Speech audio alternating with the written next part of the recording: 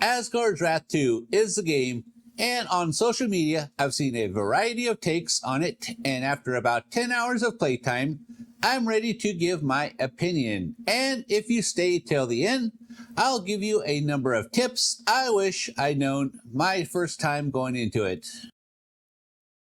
First off, at the beginning, you're given a choice of getting a refresher on the original Asgard's Wrath game or skipping that and getting right into it. If you choose to skip, you're taken to a tavern where this game begins, but I would recommend not skipping that refresher as it's quite cool and brings me to the first thing I want to talk about.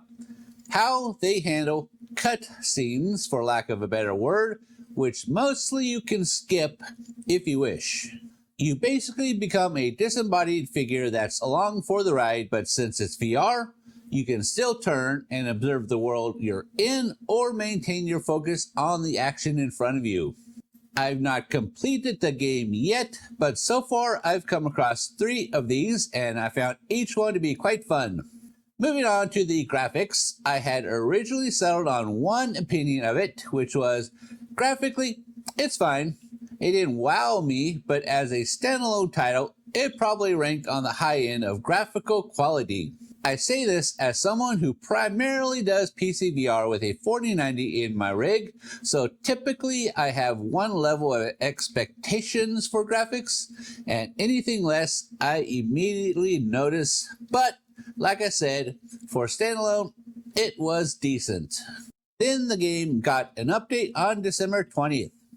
Of interest to me, a Quest 3 only initial visual enhancements, which were a toggle in the user interface section for a 90 Hz and a toggle again in that interface for enhanced rendering features.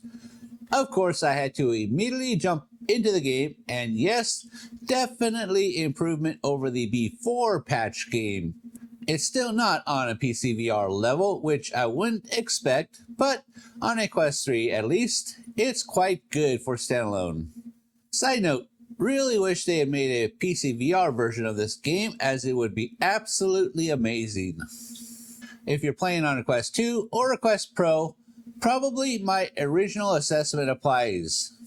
After you make your way through the tavern, you're immediately thrown into a battle with a big old bird, where you get your first taste of combat. It appeared that they were trying to give you some tutorials during that battle, but for me, I found myself hyper-focused on the bird and tried not to die, and spoiler, I died. And I kept missing the tutorial prompts, so C+ for the effort on their part, but I found it rough trying to read these things while the action was going on around me. But now we are on the topic of combat in this game. I rather liked it. You can block, perform parry moves, and slash all number of ways. Blocking and parrying feels quite fulfilling, as with the controller haptics, it actually feels like I blocked something. Early on, you're given a sword and an axe as your weapons, and at first, I thought the benefit of the axe was for throwing, for range attacks, as it works quite nicely for that. But at one point, I accidentally threw the sword and discovered you can throw the sword, and later when you get it, the shield.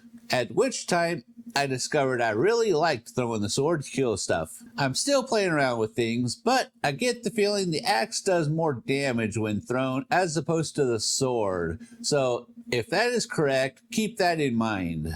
At one point, you get introduced to the shield and can do the whole sword and board maneuver, which I found quite nice and satisfying as well. I'm really a sword and board type of guy. In the rifts, which I'll talk about later, I was having a grand old time combining the sword and board approach with throwing my sword, my axe, and my shield at things. Something else I want to talk about that's directly relevant to combat is your belt. You have a number of open belt slots, and you can assign things to each of these belt slots, such as healing potions, food, and things that are directed at the enemy. The concept is great, specifically for healing. You're low on health, you pop that potion on your belt, and voila, full health. And in the rift, I popped something that spawned a tiny little creature that drew the aggro of what I was fighting, and I killed the enemy while this little creature tanked it for me. All fantastic except the button assigned to access those belt items. Hit your left analog stick, press. Bad move, because that analog stick is also the one you're using to move yourself around, and as the action gets intense, I found myself unintentionally pressing it, which is where this response from my character was coming from.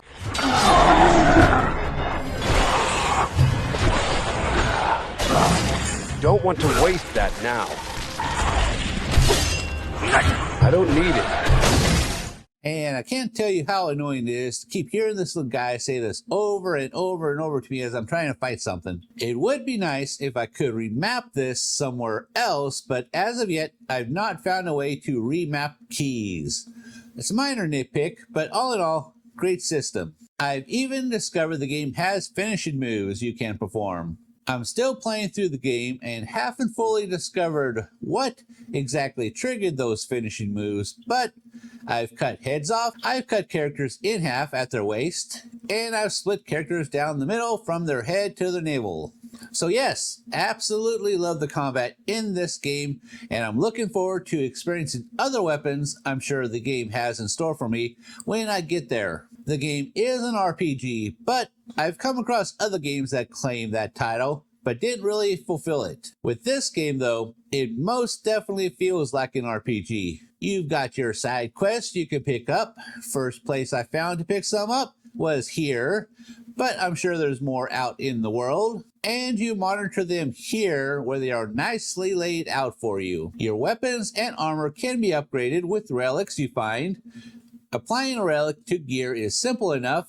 From your inventory, you grab the relic you want to apply, move it over the gear you want it on, and let go. It's important to note, if you already have a similar relic applied to a piece of gear, and you try to apply another, it will remove your prior one and move it back to your inventory. There are, though, different types of relics that can be applied to one piece of gear, so play around and experiment and see what works for you.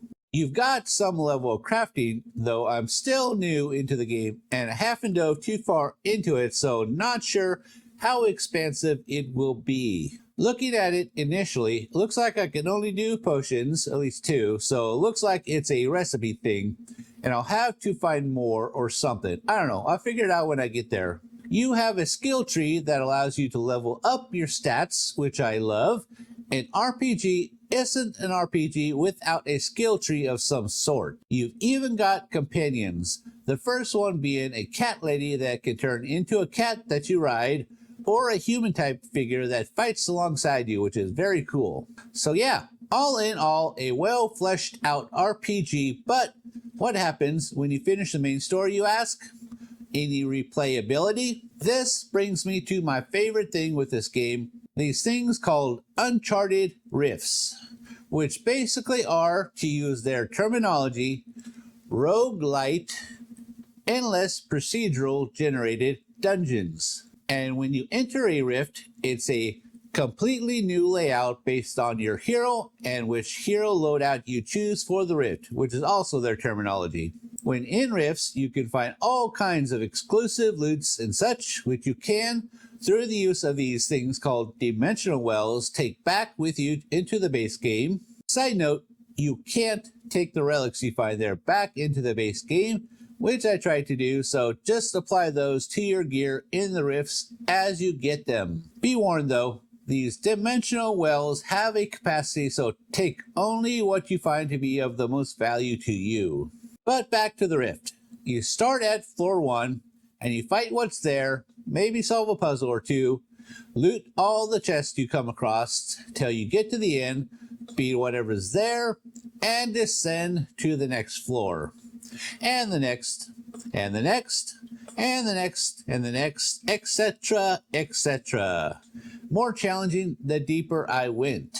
I died a lot, and each time I did, I was asked if I wanted to leave behind a divine soul to help other explorers, or a dread soul to not help them. I didn't know what this meant at first and kept randomly selecting one or the other. When I got far enough into the rift, I discovered what these were for. If you choose a divine soul, what happens is when the person gets far enough into the rift, they are presented with a prior explorer's spirit, I guess I'll call it, which, if you can afford to recruit it, will fight alongside you. If you choose Dread Soul, at some point, explorers will come across one of these that they will have to fight, and they can be quite challenging. These uncharted rifts are what I'm talking about when I say replayability. Each time you go into one, it's a completely different and new experience. In addition to these, they also have these things called cosmic events. I haven't experienced these yet, so I can't really speak to them, but if they are anything like the rifts, I'm expecting to love them. Let's talk tips for Asgards Wrath 2 for those new to this game, maybe those who's never played the first game, basically anyone who may benefit from them. These are tips that would have helped me out a lot if I had known them going in. Tip number 1, you smash every crate, pot, or whatever you can because there's a chance to get stuff from them. For me, so far I've seen it give me healing potions, crafting supplies, and food that you can eat to replenish your health. So smash everything. Tip number 2, don't shy away from fighting tougher creatures you come across. I did at first because I didn't know how to beat them. Or I thought, yeah, I could kill it eventually, but it will take forever because I'm only doing 1 damage. One trick is the weak spots. If facing multiple creatures, you take out the lesser ones first, as they drop fairly quickly. Then what you do is you kite around the big one until you see the weak spot. Then you strike that weak spot.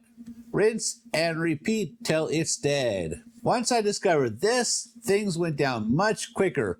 Even the ones that have armor you have to get through. And the rewards you get from fighting these are absolutely worth the time you spent to kill them. Tip number 3, an even easier way of dispatching tough creatures is the following. There is a meter on the right side of your level HUD display thingy, and when you block or you parry blows, that meter starts to fill up.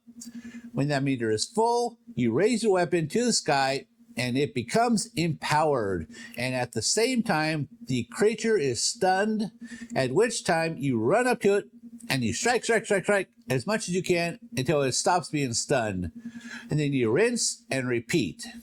Combine this with the weak spots approach, and yep, things drop rather quickly. Tip number 4, don't like having to physically climb ropes and ladders? Me neither. And there's a way to not have to. On the ladders, as well as on ropes and rings you'll find at the bottom and top of staircases, you'll see a piece of tied cloth. If you hover over it, it will have an arrow pointing in a direction. Those are quick travel points, and the arrow is pointing in the direction it will take you. It's not so relevant on stairs as you simply run up the stairs, but if you want, you can use them there to traverse those stairs. But on ropes and ladders is where I love them. You just grab them and zing, you're up or you're down the rope or ladder, depending on the direction you're wanting to go. Tip number 5, you have a belt with slots you can assign stuff to. Use it. I didn't fully understand this at first, and once I figured it out, absolute game changer. It's simple. Here you see your open belt slots. You grab what you want assigned there, like say a potion or food, etc.